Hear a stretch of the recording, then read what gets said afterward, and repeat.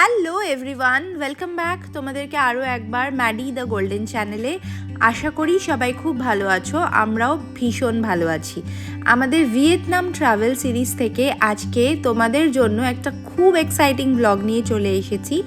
একদম uncommon offbeat একটা জায়গা, আর কথা দিচ্ছি এই ডেস্টিনেশনটা হয়তো তোমরা খুব কমন অনেকের ব্লগে দেখোনি।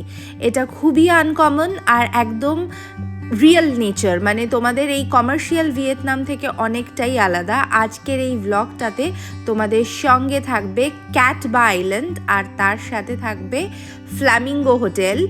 কথা দিলাম আজকের ব্লগটা তোমাদের খুবই ইনফরমেটিভ লাগবে, আর তার থেকেও যেটা ভালো লাগবে, একদম যারা অফবিট ভিয়েতনাম পছন্দ করো তাদের জন্য আজকের ইনফরমেশনটা, এই ব্লগটা খুবই ইনফরমেটিভ হবে। তাই চলো, ওয়েলকাম টু ক্যাট বা ভিয়েতনাম। আজকের ব্লগটা এখান থেকে শুরু করা যাক।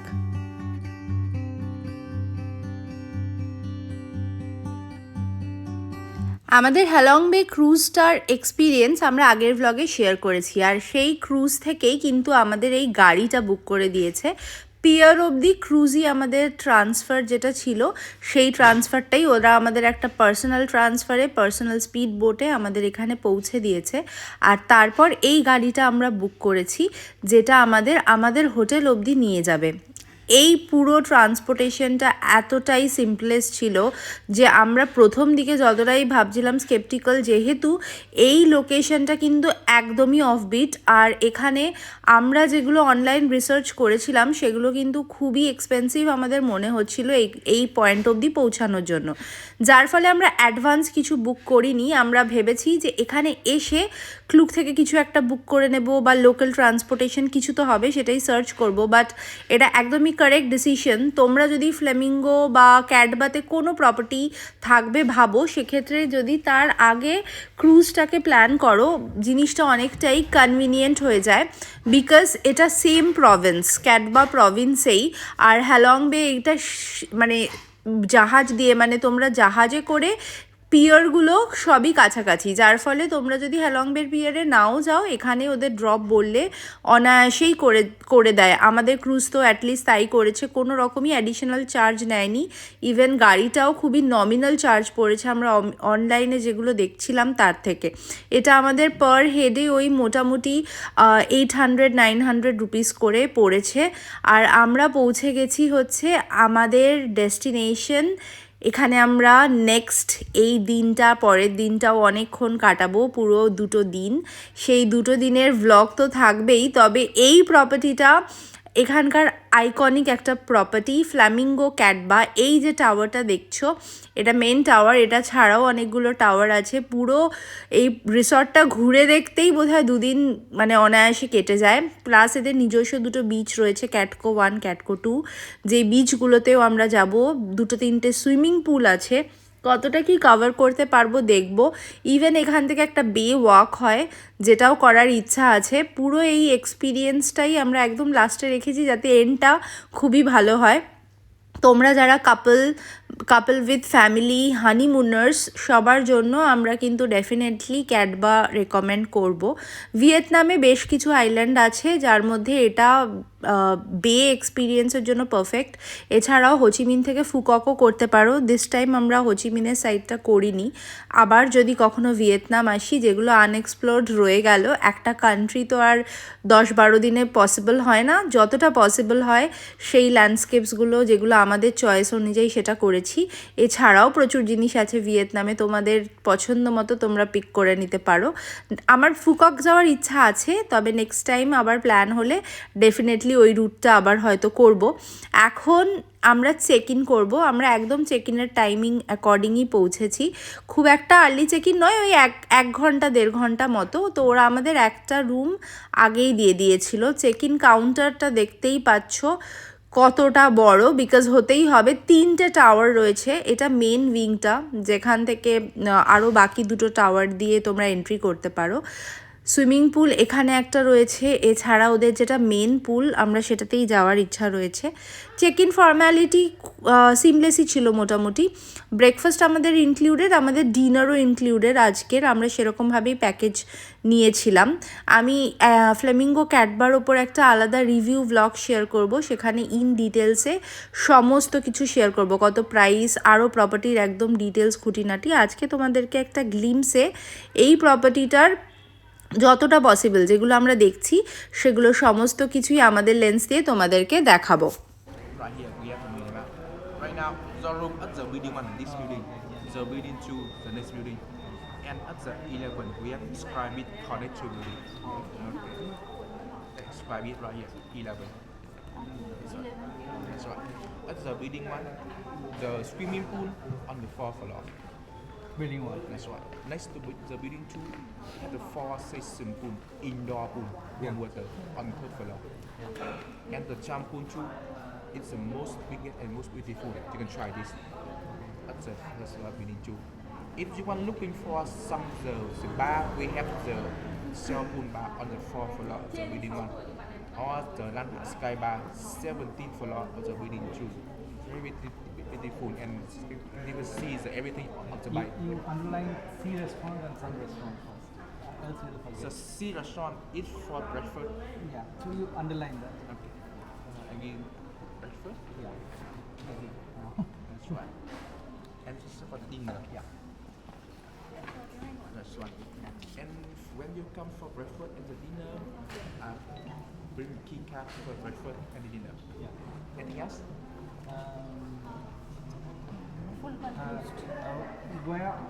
Where will our rooms be?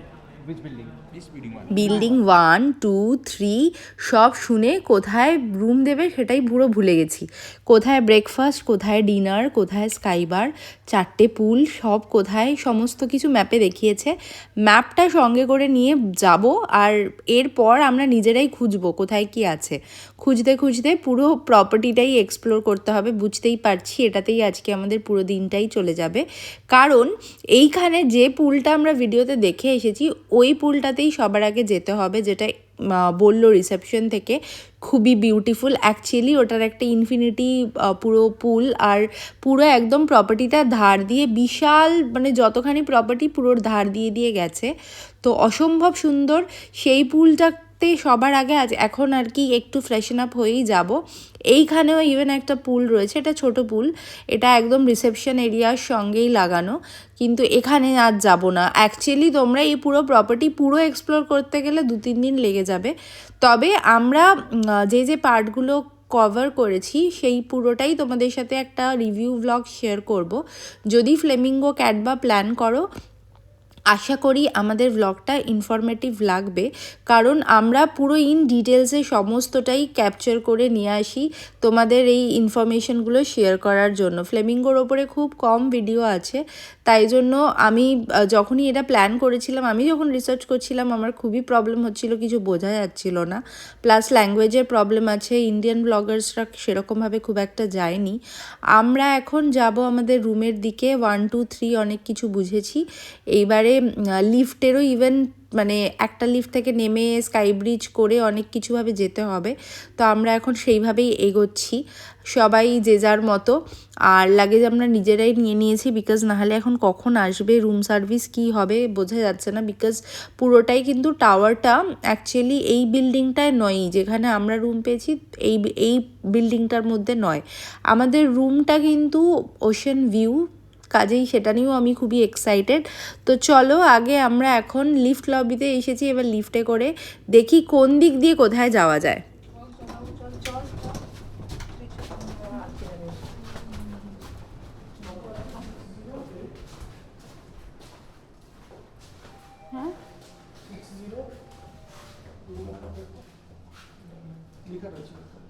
কার্ডে 604B. 604B.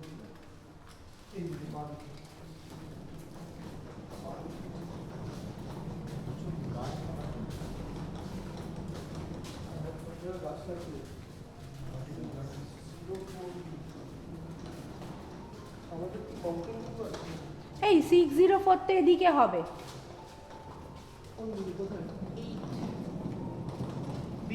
আছে বিটা বোধহয় সি বেসিং, এটা বোধহয় মাউন্টেন বেসিং। এটা 604B আছে। কিন্তু 608 থেকে তো শুরু হচ্ছে, এইদিকেই হবে।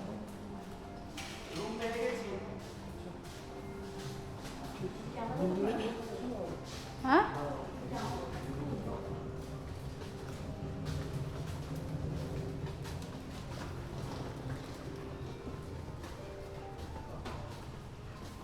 খোল।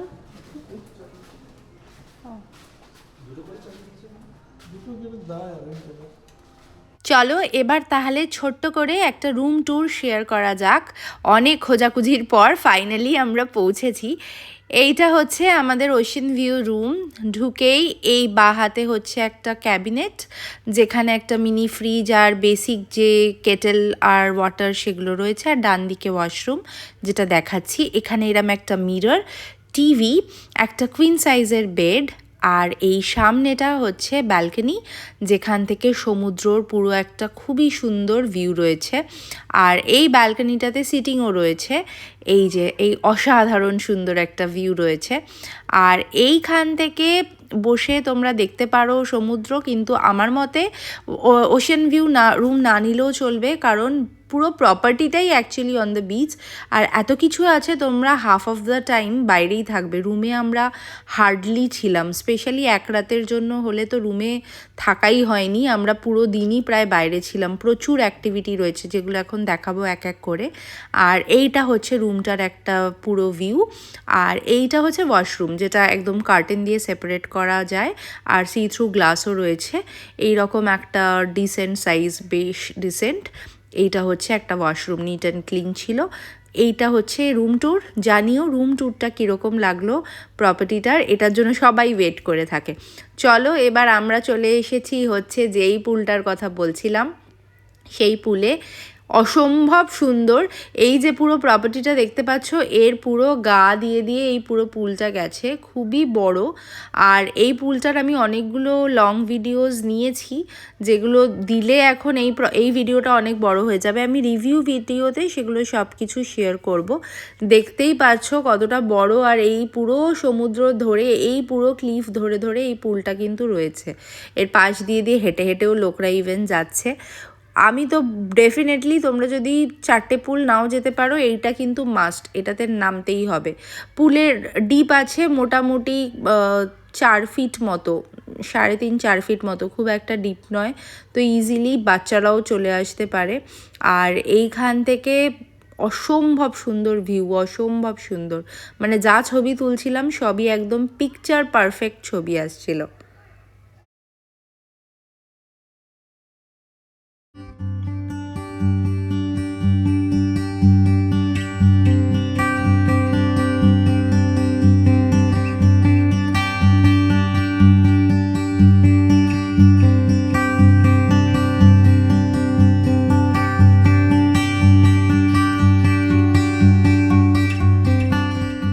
ফ্লেমিঙ্গো হোটেলটার একদম পাশেই কিন্তু মে লেজেন্ড ক্যাডবা বলেও আরও একটা প্রপার্টি আছে, ইকুয়ালি প্রিমিয়াম। তবে ফ্লেমিঙ্গো বেশি পপুলার বিকজ এটা অনেকটাই ওয়াইড আর অনেকটা বড় এরিয়া নিয়ে রয়েছে, 3টে বিচকে কভার করে।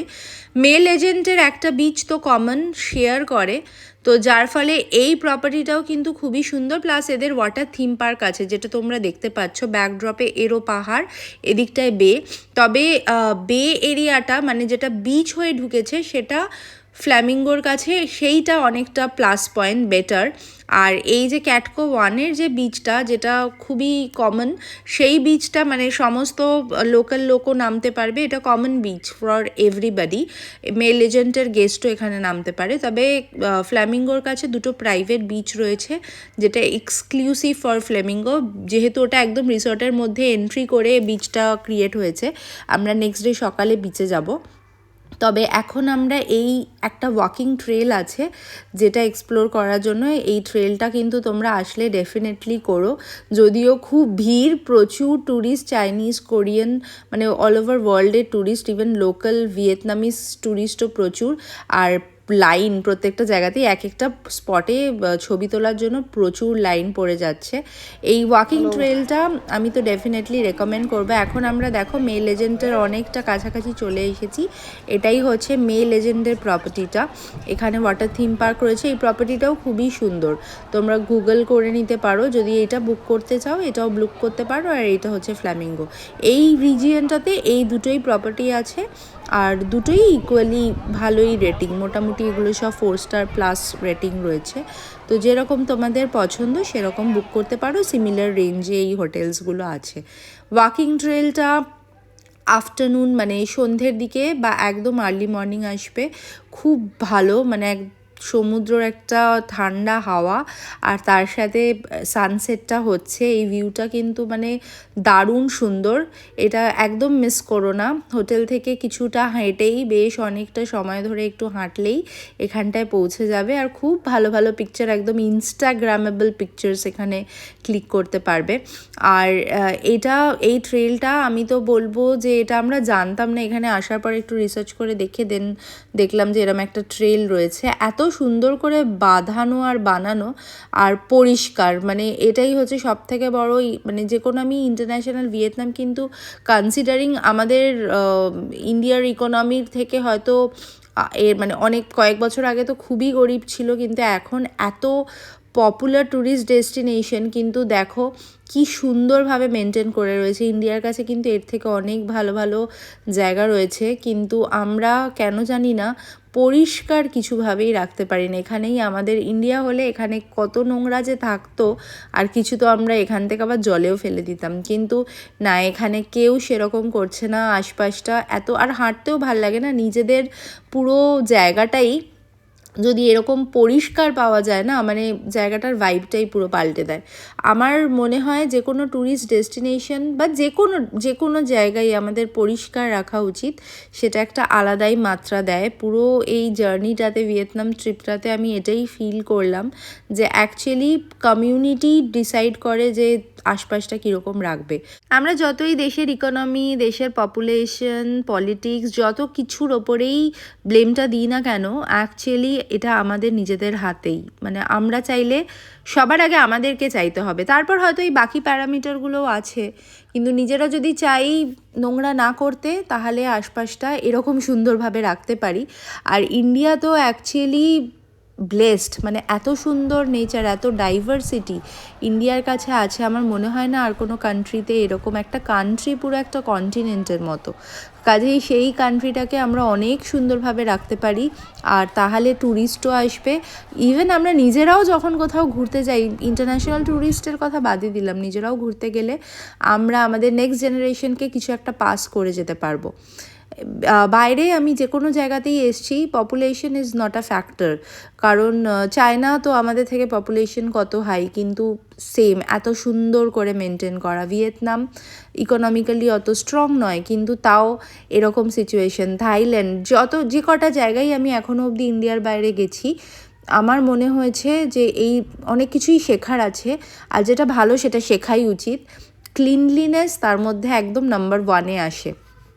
এই ডেস্টিনেশনটাতে খুবই ভালো, এই জায়গার ওয়াকটা আমি ডেফিনেটলি রেকমেন্ড করলাম। যদি তোমরা আসো, ক্যাটবা যদি আসো, এই ওয়াকটা করো। আমি কথা দিচ্ছি সানসেটের সময় করো, আমি কথা দিচ্ছি তোমাদের ডেফিনেটলি ভালো লাগবে। এইবার আমরা এখন আবার রুমে যাব, গিয়ে রিসর্টের ভেতরে যে অ্যাক্টিভিটিগুলো রয়েছে সেগুলো এক্সপ্লোর করতে হবে। তো আমরা রুমে এসে এখন এই ক্লিফ ওয়াক, তো এটা একটা ব্রিজ ওয়াক। এটা একটা টাওয়ার থেকে আরেকটা টাওয়ারকে কানেক্ট করার জন্য এরকম ব্রিজ করা রয়েছে, স্কাই ব্রিজ, যেগুলো দিয়ে টাওয়ারগুলো কানেক্টেড। সন্ধে হয়ে গেছে, আমাদের আজকে ডিনারটা ইনক্লুডেড, তো তাই জন্য আমরা বাফের জন্য একটু তাড়াতাড়িই যাব, কারণ আমরা আজকে লাঞ্চ আর সেরকম করিনি। ক্রুজে এত কিছু সকাল থেকে আমরা খেয়ে এসেছিলাম, তাই জন্য প্রপার ওই 1:30-2টোর সময় খিদেটা পাইনি, যার ফলে আমরা ভাবলাম যে একবারে 7টা থেকেই ডিনার স্টার্ট হয়ে যায়। তো আমরা সেই দিকেই এখন এগোচ্ছি, কিন্তু যেতে যেতে এই মাঝখানে প্রচুর জায়গা যেখানে মনে হচ্ছে এখানেও ফটো তুলি, এখানেও ফটো তুলি। তো এখন এই স্কাই ব্রিজটা দিয়ে আমরা ওয়াক করতে করতে এগোচ্ছি।